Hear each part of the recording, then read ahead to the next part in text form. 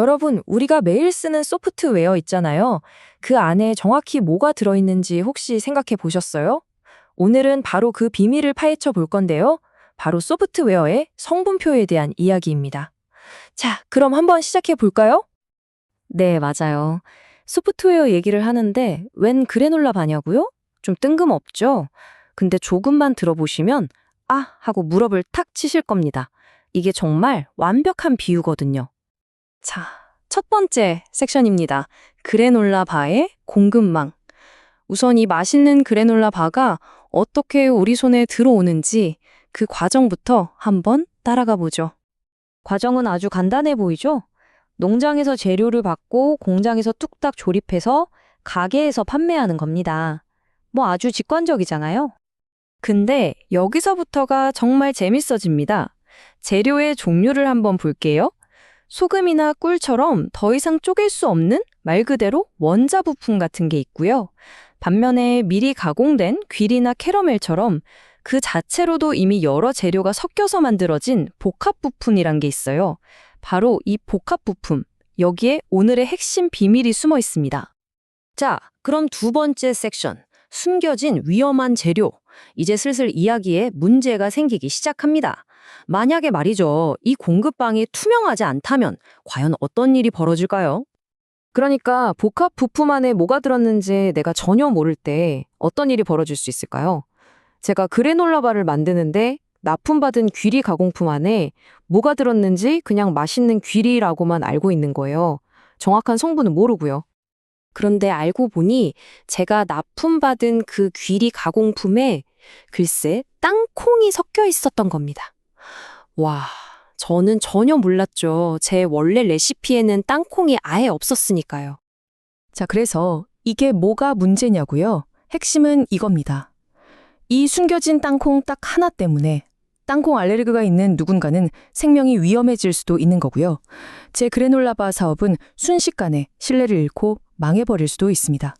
투명성이 없다는 게 이렇게 무서운 결과를 낳는 거죠. 자, 이제부터 이 그래놀라바 이야기가 왜 중요했는지 아시게 될 겁니다. 이 비유를 그대로 우리가 매일 쓰는 기술 세계, 바로 소프트웨어로 가져와 볼게요. 보세요. 여기서 모든 게 딱 맞아떨어집니다. 그래놀라바의 재료는 소프트웨어의 코드 라이브러리나 컴포넌트랑 똑같아요. 그리고 그 무서운 숨겨진 땅콩은 뭘까요? 바로 치명적인 보안 취약점인 거죠.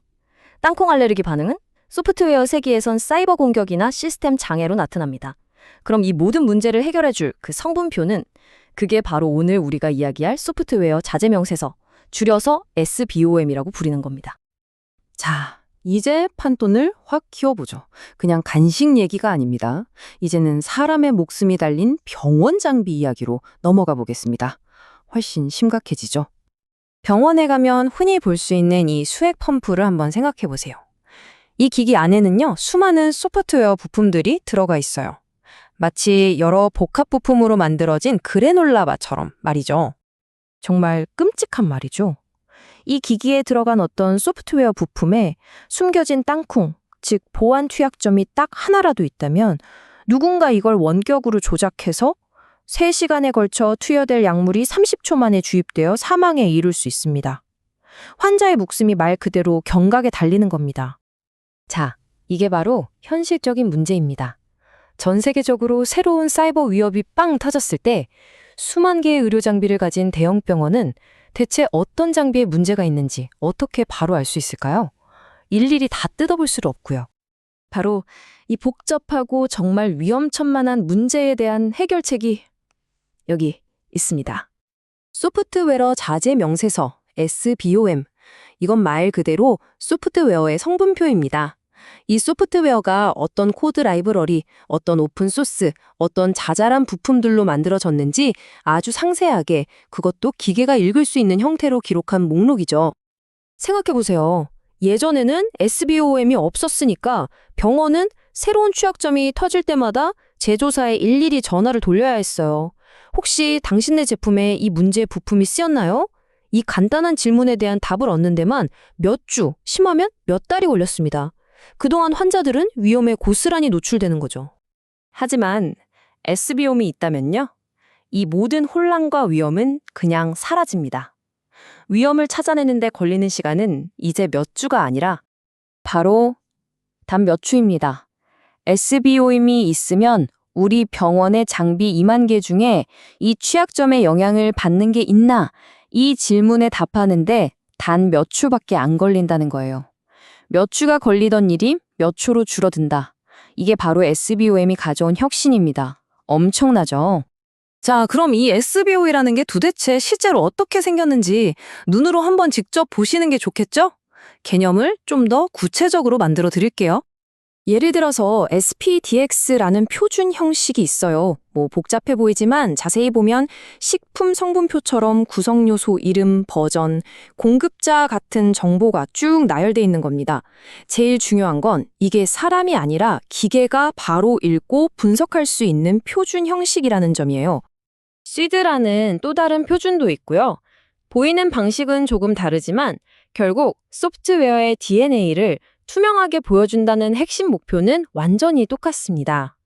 그리고 사이클론 DX 같은 형식도 있습니다. 여기서 중요한 건 어떤 형식을 쓰느냐보다도 이렇게 표준화가 되어 있기 때문에 기계가 순식간에 수만 개의 데이터를 분석해서 단 몇 초 만에 답을 찾아낼 수 있다는 사실입니다. 자, 오늘 긴 이야기를 마무리하면서 마지막으로 질문 하나를 던져보고 싶습니다. 만약 여러분이 매일 쓰는 스마트폰 앱이나 컴퓨터 프로그램에 이런 성분 목록이 붙어 있다면 과연 그 안에서 어떤 생각지도 못한 숨겨진 땅콩을 발견하고 깜짝 놀라게 될까요? 한 번쯤 생각해 볼 만한 문제 아닐까요?